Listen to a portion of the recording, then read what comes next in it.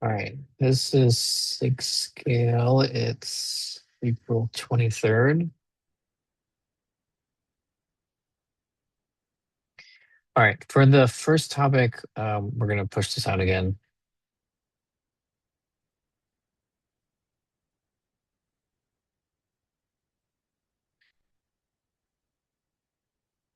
All right, this one,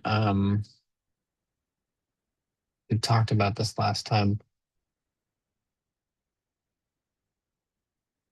Please take a note. All right. So for the context on this one, this was just to remind everyone, this was the topic where you have you launch a VM, you hot plug a volume to that VM, and that volume's a node local volume. When you go to reschedule that VM, like it restarts, it'll go to a different node, and then you try to hot plug the same volume, and it doesn't work. And so this PR is adding affinity to the VMI. So it's basically taking it off of the PV and pushing it into the VMI, so it ends up on the same node. So one of the things that was asked last time is the why can't we put the volume onto the VMI? So this is so the problem with this is the user wants to keep it as a hot plug volume. So they want to treat it differently than a normal volume. So there's so the case is like I launch the VM, I hot plug it, and I might want to hot unplug it later. Right. I want it to be treated differently. Whereas the other volumes, like if we were to add the volume to the VMI, they get added to the pod, and today those aren't hot unplugged. So we can't rely on pushing those volumes to the pod so that the scheduler can take care of the affinity for us. So that's why this is being worked on. So this one, actually, are there any questions about that before I talk about how we can solve this?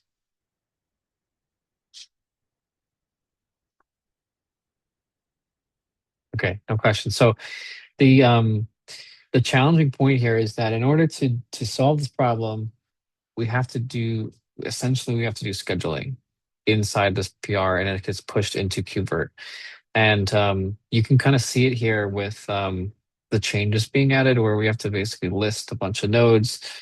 We have to go and find which of them match the affinity that's on the PV, and then we eventually attach that and push it to the VMI.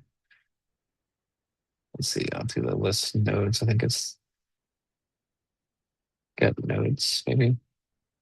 Okay, I don't know where it is, um,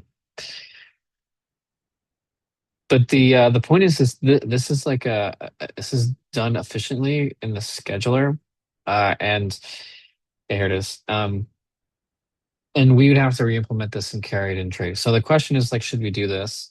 And so the comes to us from the scale side of like, is this a good idea for us to do? I think part of this is that it's an informer. There'll be caching for this list call, so it won't be too expensive. Um, but it's more about the principle of like, should we be doing something like this? Should we be taking on something like this? How can this affect us long term? Um, Now every time this VM restarts that has a hot plug, we have to check this. If there's, the vert controller restarts, we're going to check this. These kinds of list calls do, even though they can be cached and they can be efficient when they work well, there are times when they don't. Um, there's other tools that are responsible for this. So there's like a lot of open questions about this. So one of the things that would be interesting to pursue as an alternative, as a way to like get around possible scale challenges that we'd have to take on in this group, is that we sort of change our perspective of volumes. And one of the assumptions here that sort of led to this is that all volumes that are on the VMI and the pod cannot be hot unplugged, because their volumes are immutable. And so I think it would be interesting to challenge that assumption because KubeVirt actually already does break that assumption. We already break it with hot plug. So would it be too far of an argument to say that, well, we can just do the exact same thing for that we do today for hot plug, but just allow it for every volume. So in other words, every volume on the VMI can be hot unplugged or plugged, hot plugged. In which case, then this problem would go away because we could attach the volume to the pod, um, and it could just be treated as another volume, and so it could handle the case where okay, well, we'll add it to the volume and or add the volume to the VMI. It gets scheduled properly, and then it could be hot unplugged later. So, are there any questions or thoughts about that?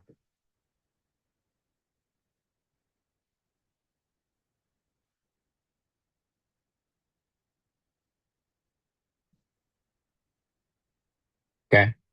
So I think just for next steps on this one, I think we'll we need to have an issue upstream for, and then have a discussion for it. So um, I'll take the AI to open an issue in the enhancements to for this, and we can see where the discussion goes. I think that would sort of at least give us a sense of like how reasonable this is for an option. Okay. All right. If there's no comments on this one, we can move to the next one.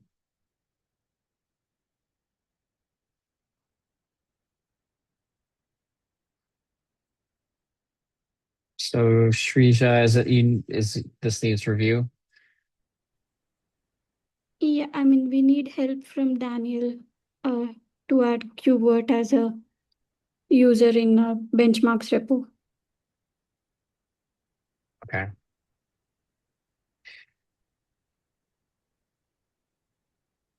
Okay. Okay, I can ping Daniel.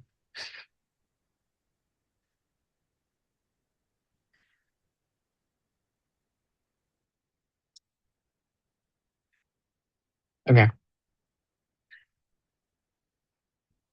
Okay, next, we've got a flaky job.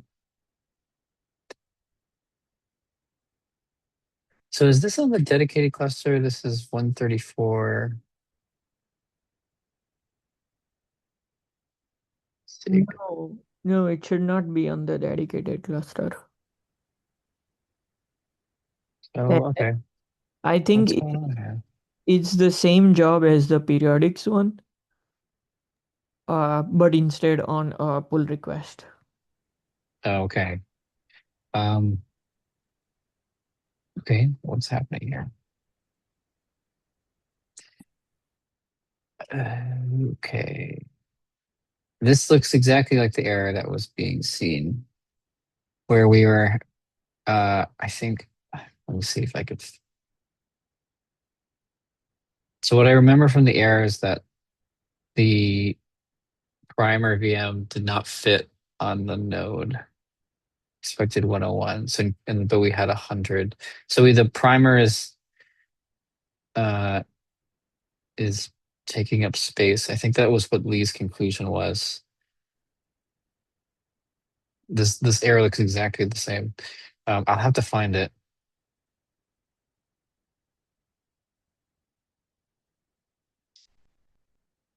Let me see if we've got.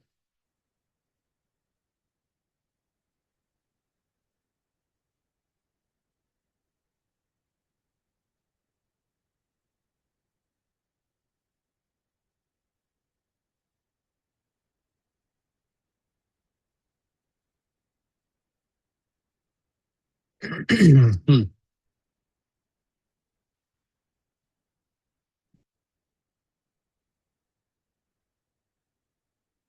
I mean, this looks like the VM's logs or something here. Yeah.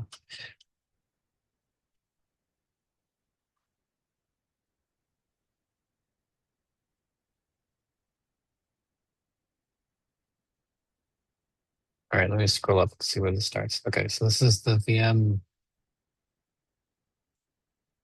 booting. Okay.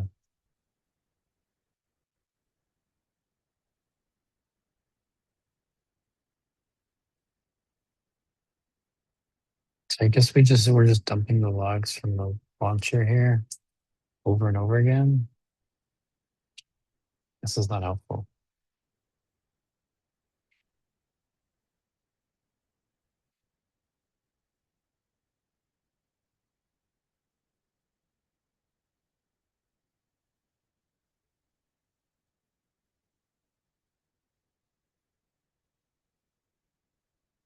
Okay, so it's literally grabbing the logs from every VM and still putting them.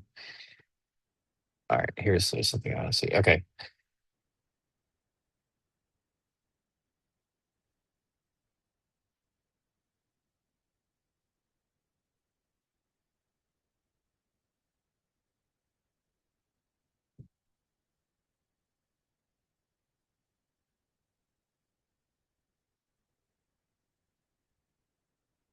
Hmm. I don't know how many is it creating here?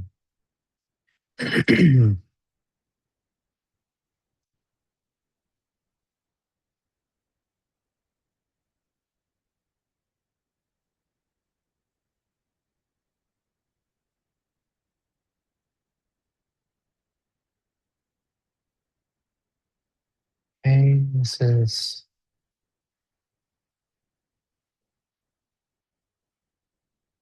created the cluster, it's good nice. And then let's see where's the first one.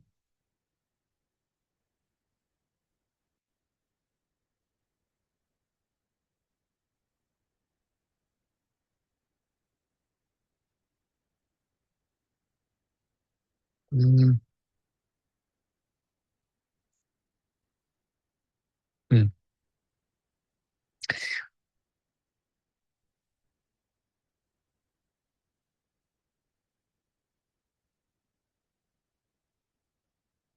I don't know. I'm not really sure what's going on. I mean, we can use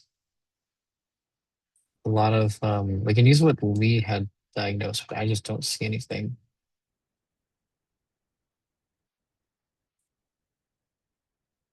Um, could this be the resource issue that Shija is fixing on the periodics? Maybe. Well, what was the resource issue again? The Etsy memory size was not enough, I don't know. right? Shija, you had a fix out for something. Yeah, for quark tests. Oh, that was for Quack. Okay. Yeah. Okay, then this is not related. I'm trying to find, so there's like, so Lee posted an issue. It was like, I don't know how I'm gonna find this. I think if you look for instance types. Oh yeah, that was it. Yeah. Okay, so the density test parent has two issues causing flaky failures cross density.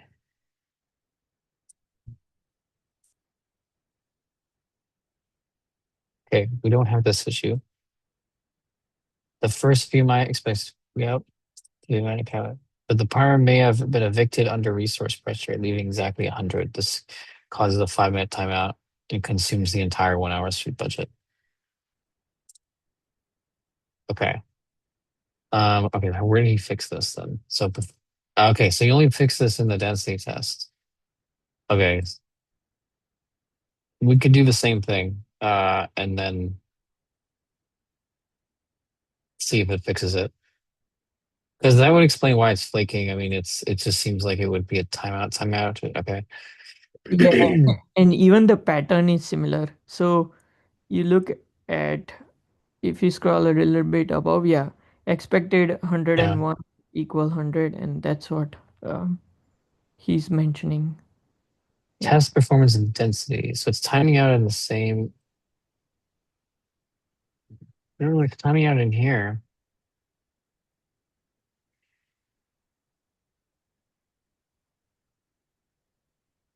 I changed it to here. So why is how has it not made its way to this? No, if you go back to the PR description, I think that's where the it was mentioned.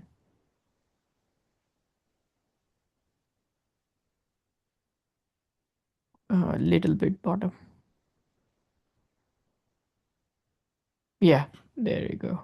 Oh, okay. So this is so okay. This is failing in. Oh, it's because it's so densely just 5.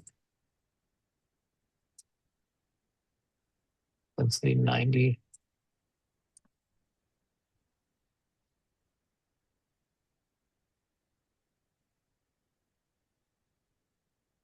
Um, hmm,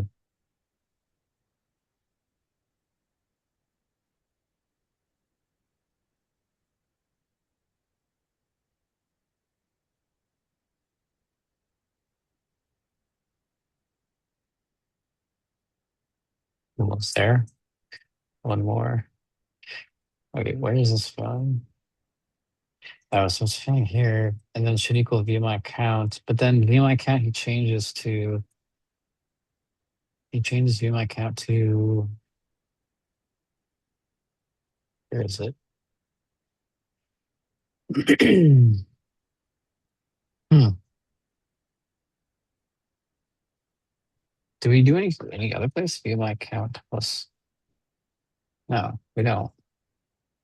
So I don't yeah, I don't know where so I don't know why this is failing because so why is it looking for 101 when he just changed it though?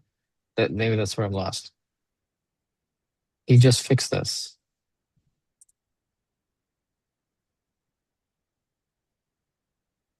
When was this run? 423. It's today.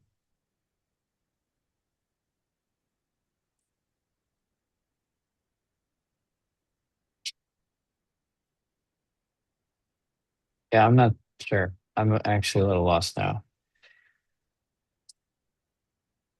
Because it seems like he fixed it, but yet somehow the test is still looking for count plus 1. Yeah, I'm not he sure about that. should dig it. Okay. Yeah, I want to. Okay. Let me take a look, see if I can find this. See if we can. There's another place we need to fix because I don't know where this is going. Hmm. Okay. All right. I think it does look the same though. I think it's the same issue. It's just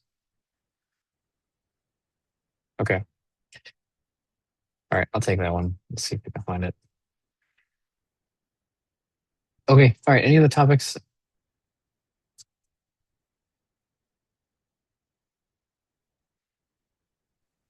Hey, hi friends. Yeah, I just have one topic on the PR that I have open.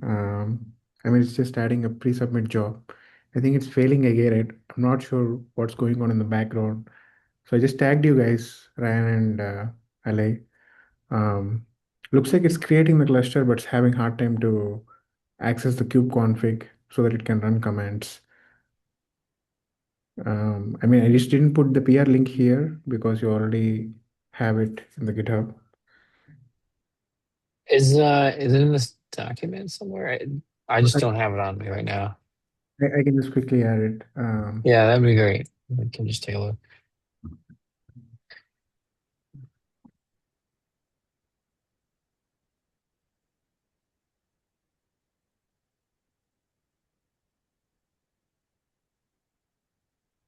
Oh yeah, it's already here.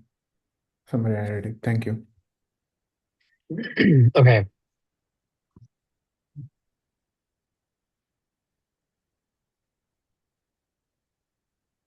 So I have both cluster up and cluster sync in my workflow, which is similar to what other pre-submits have. But it says there's no kube config while it tries to run kube under test. Hmm. how are you um where are you expecting KubeCon to be or yeah, kubectl to be? I mean, I am not expecting it to be there. I'm assuming that it's already there and cluster is accessible for the script that I have, which is pretty much doing nothing but executing kubeburner binary. Mm, So it can be exported as the env, or else it can be in any of the places where usually a kube config is. right. Well, that's what I mean. I don't off the top of my head know where it gets exported by default. We have to check in some of the other jobs to see if we can find it. Oh, okay. So usually kubeburner looks at three places. One is the environment variable, which is kubeconfig, which is pretty Hmm. much everybody, and then the other one is home/home/kubeconfig, which is one of the directory. And then there's also another place. Um, looks like CA is doing something different from all these three options. Yeah, I think so. So here's like somebody setting this variable kubeconfig to be /kubeconfig. I don't know what job this is. This is periodic end test. Okay, so yeah, there's a way to set it. I don't. So the problem is I don't know what the default is. But I can see where else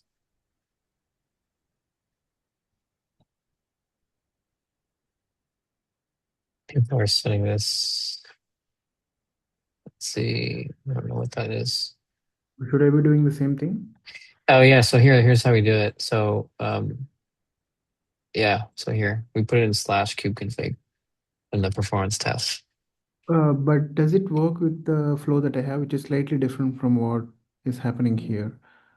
It uses make commands to bring up the cluster.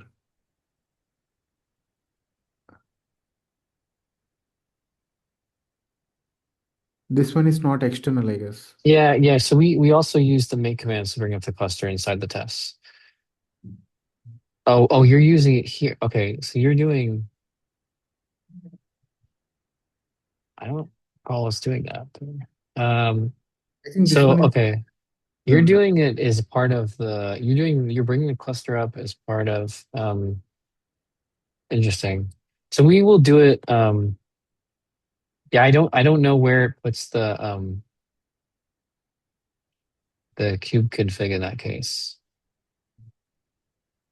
Okay, looks like this config that we're looking at screen is for external cluster, which is already present, for which we are trying to fetch the credentials and then store kube config at a path. But for my case, looks like it's using internal cluster, which is different from this performance test workflow that we already have. Hmm. Which Oh, Elaine, we probably have to change this. yeah, yeah. This I mean, yeah, I agree. We'll have to change this, and I also agree, Vishnu, that this is external cluster and you're using internal.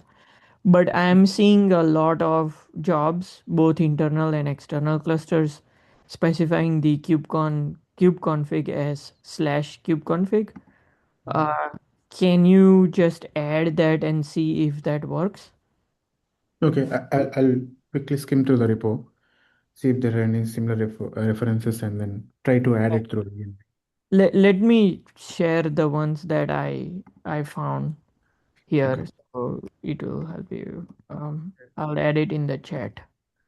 Yeah. Thank you so much. Yeah, we are almost in the final step. Yeah, kubeburner, that's kubeburner execution error that we are seeing. So it's not able to find the kube config. Yeah, It's able to find it, then it should go through. I don't think actually that cube burner is even being invoked, right? I think we are getting blocked even before that. If you look at the error message, So it says config.go right at the end. That is kubeburner.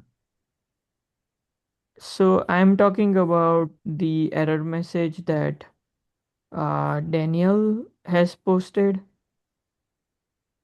Oh Oh, yeah, I think it's a different one, I guess. Yeah, I mean, oh, not over that. Um, No such file directory. Oh yeah, that it's the same one, right? So it says unable to find cube. Oh, it's a cube burner one. Okay, I see. Sorry, I was looking at a different one.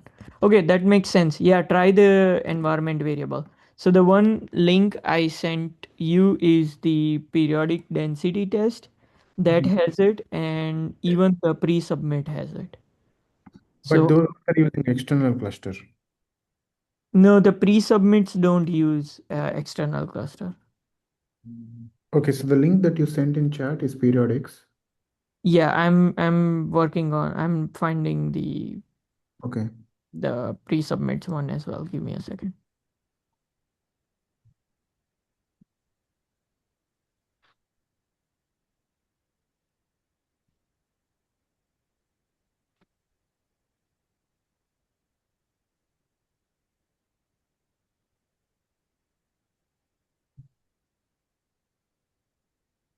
Oh, the periodics don't have kubeconfig environment variable.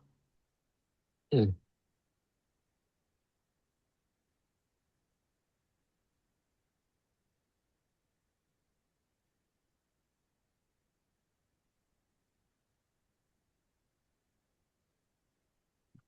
Interesting.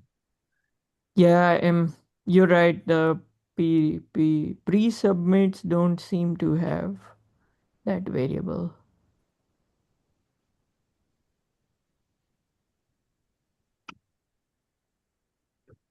Hmm. I'm gonna have to dig in. I don't know where this puts kubeconfig by default. Yeah, okay. I'll tag Daniel on the PR to help out with this. But um, regardless of this issue, Vishnu, I think what we need to do as a follow up here is that most of the pre submits which don't use the external cluster use this kind of scripts, right? Make Bazel and cluster up and make clusters sync. I think your PR has deviated away from that pattern because of the first automation that we merged. Kubeword slash automation slash perscale.sh. That was when this all started to deviate. So I think we should just go back and uh, make the cube burner job follow this pattern. You mean make it use the external cluster or No, okay. no, keep the internal one, but if you look at the pre-submits, the internal one use make Bazel build, make cluster up, and make cluster sync commands, right? Yes, that's what I am doing too. But I have make cluster sync in the shell script itself. So that's the reason I didn't put it in the pre-submit. Right. That pattern that you are following of that shell script is for the density test, which is the external cluster. Wait, so how will it be external cluster if I use the same set of commands and make sure that the same set of commands that I'm seeing on the screen are part of my workflow? That's what I'm saying. There is two different patterns, right? So if you so Ryan, can you go to cube? Oh, hold on. Let me just share a link here.